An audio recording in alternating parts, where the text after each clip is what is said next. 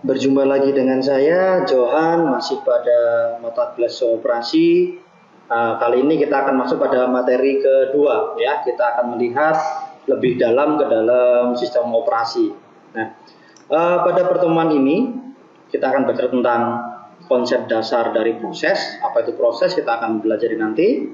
Dan juga kita akan pelajari tentang struktur dari sistem operasi. Oke, menurut William Stalling, ya, proses adalah program yang dieksekusi, ya, sedang dijalankan atau diklik. Menurut Tannenbaum, ya, proses adalah instans, ya, atau bagian dari program yang dieksekusi. Menurut Silberschatz, ya, sama dengan William Stalling, proses adalah program yang dieksekusi, ya. Nah, oke. Ini bedanya proses dengan program, ya. Masih dari bukunya Silberschatz. Program adalah entitas pasif, ya, seperti file di dalam disk. Oke. Misalnya kita ngomong tentang web browser. Kita mau install browser baru, misalnya Mozilla Firefox, ya. Yang kita lakukan adalah pertama akan mendownload programnya Firefox ke dalam harddisk kita, ya. Itu dikatakan sebagai program. Nah, ketika sudah diinstal ke dalam harddisk kita, ya, tapi belum kita panggil, dijalankan atau diklik, masih merupakan sebuah program yang mana merupakan entitas pasif, ya. Sedangkan proses itu adalah sebuah entitas yang aktif, ya. Dengan kata lain, Firefox yang tadi kita install sekarang kita panggil, double klik. Nah, itu akan muncul di komputer kita, maka dia akan menjadi sebuah proses. Nah, kapan sebuah program menjadi sebuah proses? Adalah ketika file tersebut di-load, dipindahkan dari harddisk ke dalam memori. Nah, kenapa harus dipindahkan dalam memori? Nanti kita akan pelajari lebih lanjut di pertemuan berikutnya. Sebagai bocoran saja, karena kecepatan memori jauh lebih cepat daripada harddisk. Nah, nanti kita akan belajar lebih lanjut pertemuan berikutnya. Contohnya, ini di komputer saya, ya. Saya memilih banyak program di sana. Office, ada Microsoft Office di sini. Ada Microsoft Word 2013, PowerPoint dan Excel, juga ada beberapa program yang lainnya, ya. Ini adalah program. Nah, proses adalah program yang dijalankan. Nah, saya hanya menjalankan PowerPoint, maka PowerPoint yang akan menjadi sebuah proses. Oke, sebentar, saya akan tampilkan di sini. Nah, PowerPoint menjadi sebuah proses, sedangkan di sini kita lihat saya punya banyak program yang lain, ya. Word tidak ada, tidak menjadi sebuah proses. Karena apa? Karena Microsoft Word belum saya klik, belum saya panggil. Oke, sekarang coba Microsoft Word saya klik, saya panggil. Kita lihat apakah dia akan menjadi sebuah proses di sini. Nah, Microsoft Word sekarang menjadi sebuah proses, yang artinya dia membutuhkan resource, dalam hal ini CPU dan memori, ya. Oke, kalau saya close, saya tutup Microsoft Word-nya. Nah, hilang dia dari proses. Nah, jadi kurang lebih seperti itulah yang namanya proses. Dan di komputer kita ada banyak sekali proses, ya. Ini sebagian kecil saja yang ada di komputer saya, ya. Nah, semua proses-proses ini membutuhkan resource, yaitu CPU dan memori, juga ada disk nantinya. Bagaimana caranya agar semua program bisa digunakan, bisa berjalan dengan resource yang terbatas? Karena prosesor kita terbatas, memori kita terbatas, disk space kita juga terbatas. Tapi program yang bisa kita install itu tidak terbatas. Nah, inilah salah satu tugas dari sistem operasi untuk mengatur bagaimana caranya agar semua program ini bisa berjalan berdampingan tanpa rebutan resource. Oke. Ternyata cukup ribet, ya.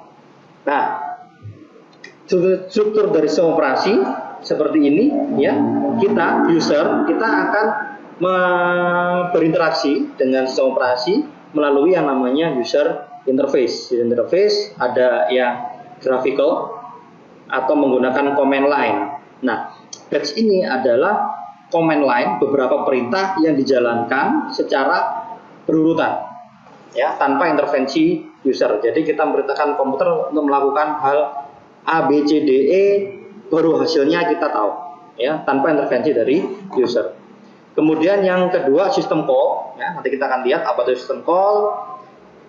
Dia akan berinteraksi dengan service-service yang ada, layanan yang ada di simulasi kita, ya, dan itu semua akan berinteraksi dengan hardware.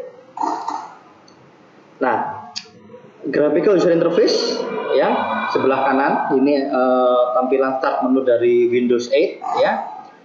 Sangat mudah sekali kalau kita mau menggunakan sebuah aplikasi atau program, tinggal klik selesai. Nah, sedangkan command line di sebelah kiri itu perintah-perintahnya menggunakan baris-baris perintah, ya. Jadi pada dasarnya komputer itu dijalankan dari baris-baris perintah. Nah, program yang dari sebelah kanan kita ini itu untuk mempermudah user agar tidak perlu melihat hal-hal yang semacam ini. Ini contohnya baris perintah, saya melakukan copy seluruh direktori C Windows ke E Windows, ya. Maka saya perintahkan seperti ini. Kalau menggunakan user interface, kita hanya tinggal tekan Ctrl C, klik di foldernya E Windows, Ctrl V, selesai. Ya, itu perbedaan antara graphical user interface dengan command line. Tapi intinya keduanya sama-sama kita gunakan untuk memerintahkan komputer. Nah, system call, ya. Nah, di sini kita akan mengenal yang namanya application programming interface, ya, yaitu sebuah program, ya, yang akan berinteraksi dengan perangkat keras hardware-nya, sehingga software-software kita atau program-program kita tidak perlu berinteraksi secara langsung ke hardware. Contoh misalnya,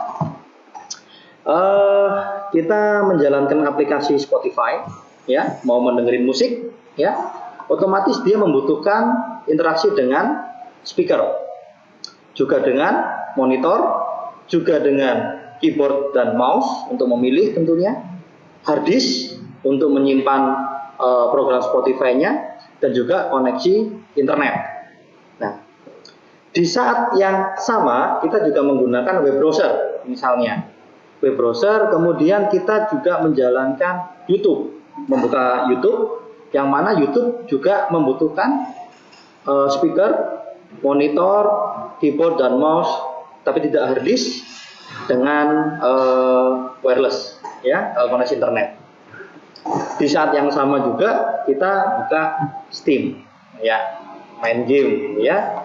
Juga program Steam dia membutuhkan speaker, monitor pasti, keyboard mouse pasti, hard disk, ya, Steam diinstal di hard disk kita, dan juga koneksi internet. Nah, masing-masing program ini tidak perlu membuat koneksinya sendiri, ya. Semuanya dapat dilakukan oleh application programming interface atau disingkat dengan API. Yang mana API ini dia ada di dalam sistem operasi. Nah, inilah yang menyebabkan program sistem operasi Windows tidak bisa dijalankan di operasi Linux, ya, kecuali pakai Wine, Windows Emulator.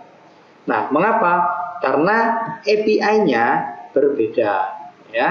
Jadi di sini kita tahu bahwa program-program ini tidak mengakses hardware secara langsung, tapi mereka memanfaatkan API untuk mengakses hardware-nya. Dengan adanya API ini, developer atau pembuat program, mereka bisa membuat program bermacam-macam tanpa harus mikirin hardware-nya ini apa sih, gitu. Dan dengan menggunakan API ini juga, kita bisa menginstal berbagai macam hardware, ya, di komputer. Lain halnya dengan smartphone, ya. Kita tidak bisa menginstal sistem operasi smartphone Samsung ke smartphone LG misalnya, meskipun itu sama-sama smartphone dan sama-sama Android, ya. Nanti kita akan lihat apa itu bedanya sistem operasi dengan firmware. Nah, untuk strukturnya sendiri, sistem operasi yang dikembangkan itu ada 6, ya. Yang pertama menggunakan monolithic system. Kita lihat. Nah, pada monolithic system di sini dia dibagi menjadi dua bagian utama, yaitu user mode dan kernel mode. Ya, user mode ini yang berhubungan dengan application, berhubungan dengan user. Kalau yang kernel mode ini yang berhubungan dengan API, ya, untuk mengakses ke hardware. Ya, sisi positifnya mudah dipahami karena semuanya berhubungan, dan itu juga menjadi sisi negatif karena kesalahan satu hal akan berpengaruh kepada semuanya. Ya, itu sistem monolithic kernel. Kemudian sistem layer. Ya, idenya adalah bagaimana agar aplikasi yang dikembangkan itu tidak saling mengganggu layer yang lain.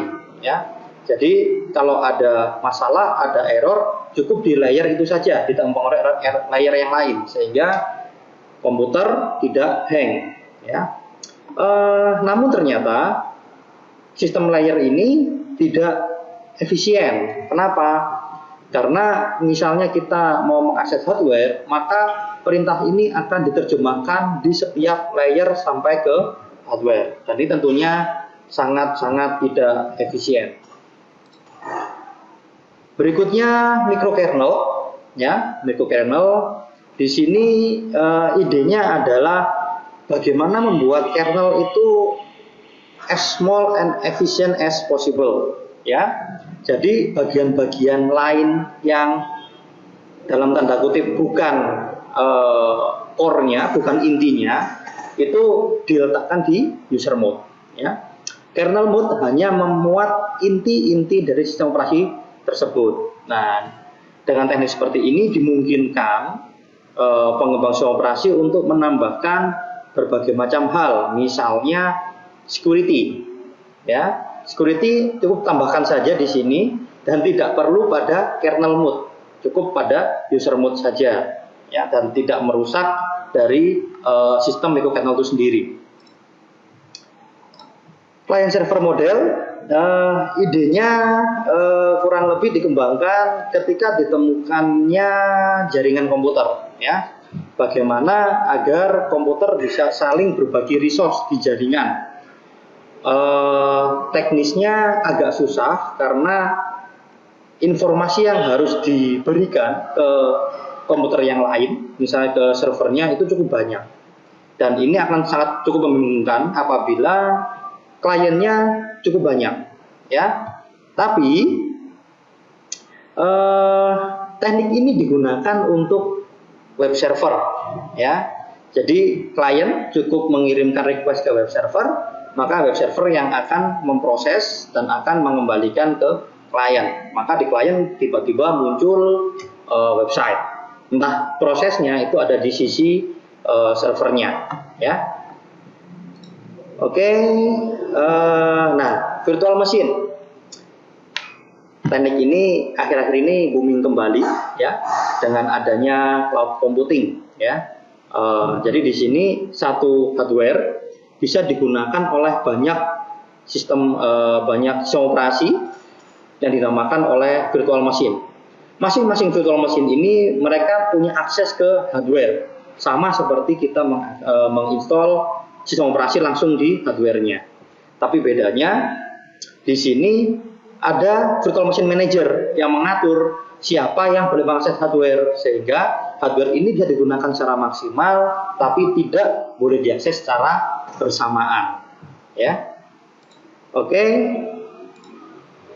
Pengembangan berikutnya namanya exokernel. Ini merupakan pengembangan dari virtual machine.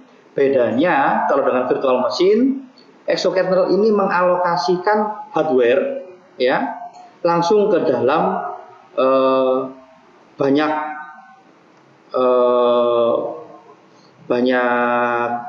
sistem operasi. Jadi misalnya kalau virtual machine tadi kita punya satu hardware, satu komputer dengan 5 virtual machine, maka masing-masing virtual machine bisa memiliki sistem operasi masing-masing. Dan masing-masing sistem operasi tersebut bisa mengakses hardware sesuai dengan aturan yang ditetapkan oleh virtual machine manager. Nah, pada exokernel di sini bedanya adalah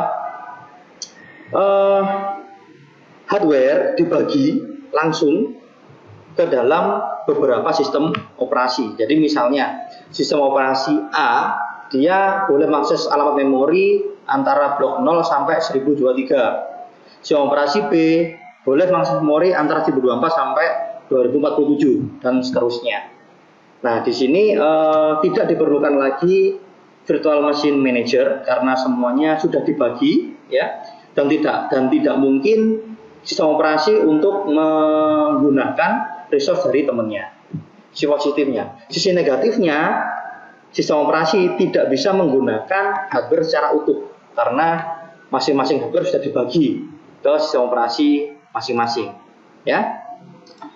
Oke, kesimpulan pada pertemuan hari ini, proses adalah program yang sedang dieksekusi, ya, dan proses merupakan entitas aktif dan dia berada di memori utama, dan proses membutuhkan resource, membutuhkan CPU, membutuhkan memori, membutuhkan hard disk, ya.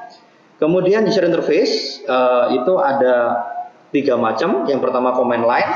Kita bisa memerintahkan komputer menggunakan perintah-perintah sistem operasi, atau kita bisa memerintahkan secara bersamaan. Jadi perintah tadi kita jadikan satu file, batch file. Kalau di Windows namanya .bat filenya.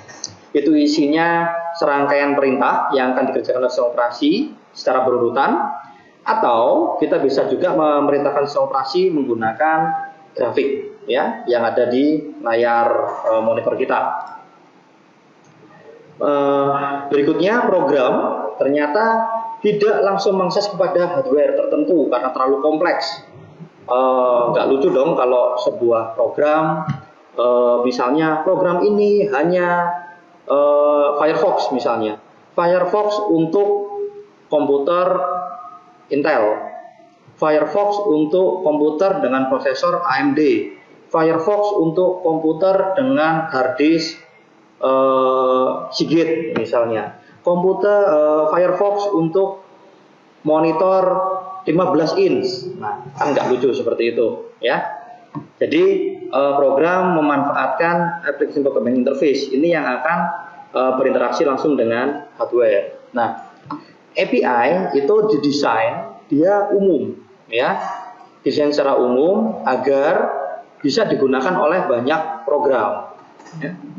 Dan yang terakhir, terdapat 6 struktur sistem operasi yang pernah dikembangkan, yaitu monolitik, virtual machine, exokernel, client server, layer, dan microkernel.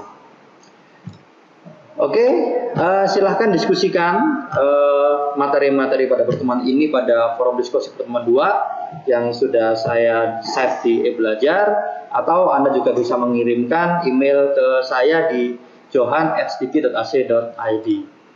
Terima kasih dan sampai jumpa pada materi berikutnya.